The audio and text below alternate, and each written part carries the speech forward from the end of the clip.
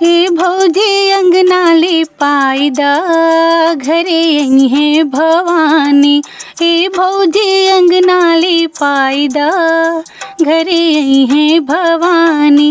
आई है भवानी हुई है भवानी। आई है भवानी हुई है भवानी। हे भौजी अंगनाली पायदा घरे आई है भवानी। हे भौजी अंगनाली पायदा घरे आई है भवानी। ऊंचा सिंहासन मैया के मन भावे। ऊंचा सिंहासन मैया के मन भावे।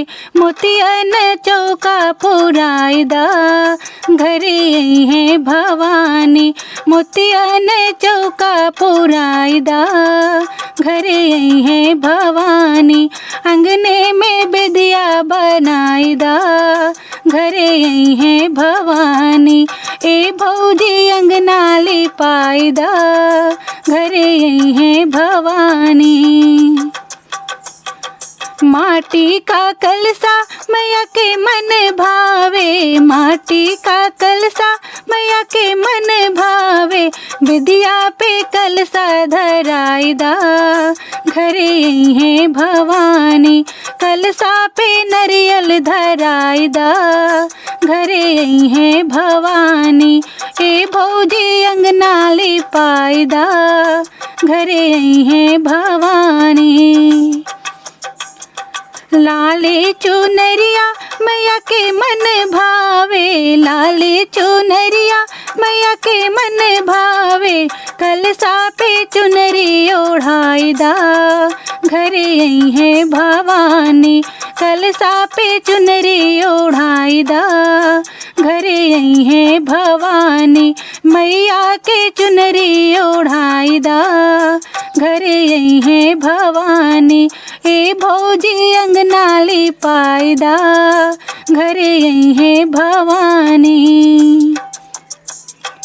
अड़हुल के फूलवा मैया के मन भावे। अड़हुल के हरवा मैया के मन भावे। अड़हुल के फूलवा मैया के मन भावे। अड़हुल के हरवा मैया के मन भावे। कलसा पे हरवा चढ़ाईदा। अरे कलसा पे हरवा चढ़ाईदा घरे आई है भवानी। ए भौजी अंगनाली पायदा घरे आई है भवानी। ए भौजी अंगनाली पायदा घरे आई है भवानी। हलवा और पूरी मैया के मन भावे। हलवा और पूरी मैया के मन भावे। मिश्री बतासा मैया के मन भावे। कलसा पे भोगवा लगाईदा घरे आई है भवानी। कलसा पे भोगवा लगाईदा घरे आई है भवानी। ए भौजी अंगनाली पायदा घरे आई है भवानी। ए भौजी अंगनाली पायदा घरे आई है भवानी। आई है भवानी घरे आई है भवानी। आई है भवानी घरे आई है भवानी।